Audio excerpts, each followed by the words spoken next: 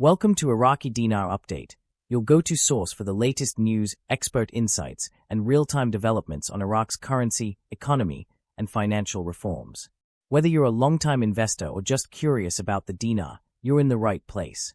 Iraq's recent signing of a Memorandum of Understanding, MOU, with the Abu Dhabi Securities Exchange, ADX, to join the Tabadul digital trading platform marks a pivotal and symbolic step in its journey toward full financial and economic integration with global markets. While such agreements may appear technical on the surface, the implications are profound, particularly in the context of Iraq's long-anticipated monetary reform, the status of its national currency, the Iraqi Dinar (IQD), and the nation's aspirations to fully re-enter the global financial system. For years, observers of Iraq's economic trajectory have focused on the structural reforms required to lift the country from the legacy of war, sanctions, and financial isolation. With this new MOU, we are witnessing Iraq's increasingly deliberate steps toward reshaping its economic identity and aligning itself with regional and international standards. Central to this transformation is the question of the Iraqi dinar's valuation and the urgent need for a real effective exchange rate, REER, if not a complete reinstatement or revaluation of the currency altogether. The Tabadul platform, developed and hosted by Abu Dhabi, is a regional gateway to cross-border investment and digital asset trading. It is built to enable seamless exchange between financial markets in the Middle East and North Africa, operating with transparency, efficiency, and international regulatory compliance. Iraq's inclusion in this ecosystem signals more than just access to a technological tool. It is an affirmation that Iraq is committing to operate within frameworks that demand accountability, convertibility, and a degree of financial sophistication that transcends mere local transactions. The Iraqi Securities Commission and the Iraq Stock Exchange, by signing on to Tabadul, are indirectly communicating that they are ready to adopt global best practices. But participation in such an exchange also raises important implications for the functionality and credibility of the Iraqi dinar on the international stage. Currently, Iraq's dinar remains pegged and tightly controlled by the Central Bank of Iraq, CBI, largely reliant on US dollar sales from oil revenues for liquidity. While the exchange rate is nominally stable, it is neither fully convertible nor reflective of the country's purchasing power or macroeconomic fundamentals. The absence of a floating or more dynamic rate has made it difficult for Iraq to engage meaningfully with other currencies in a way that reflects supply and demand, competitiveness, or inflation-adjusted real value. In international financial terms, this is where the concept of the real effective exchange rate becomes essential. The REER adjusts the nominal exchange rate to account for inflation differentials and trade-weighted performance against a basket of currencies. It offers a true picture of a currency's value and its role in trade competitiveness. For a country seeking full market integration through platforms like Tabadul, aligning the dinar's exchange rate with its REER is not optional, it is a necessity. Moreover, the regional context should not be overlooked. The UAE, which hosts the Tabadul platform, is one of the most sophisticated financial hubs in the Middle East. Its cooperation with Iraq on this initiative indicates that Gulf states are recognizing Iraq's potential role in the regional economic architecture. These Gulf economies, particularly those looking beyond oil to financial services, trade, and logistics, see strategic value in an integrated Iraq.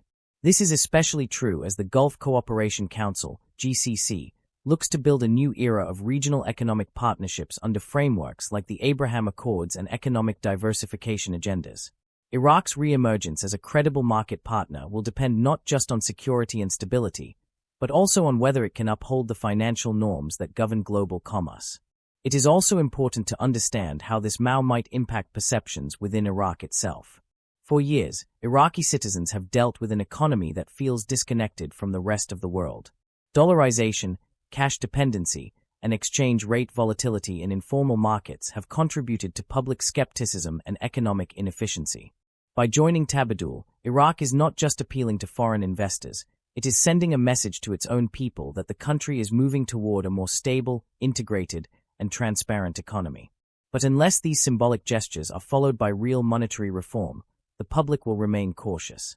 Implementing a real effective exchange rate would go a long way toward restoring confidence in the dinar, especially if it's accompanied by policies that increase the currency's purchasing power at home and usability abroad. The broader monetary environment also plays a role here. The global economy is shifting toward digitalization, real-time gross settlement systems, and programmable central bank digital currencies. Iraq, which has already discussed launching a digital dinar, cannot exist outside of this trend if it wants to participate in platforms like Tabadul.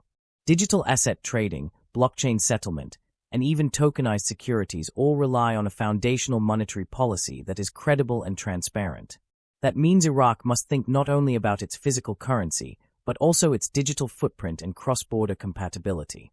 A real effective exchange rate, particularly if backed by hard assets or strategic reserves like gold or energy, would provide the necessary monetary anchor for such innovation.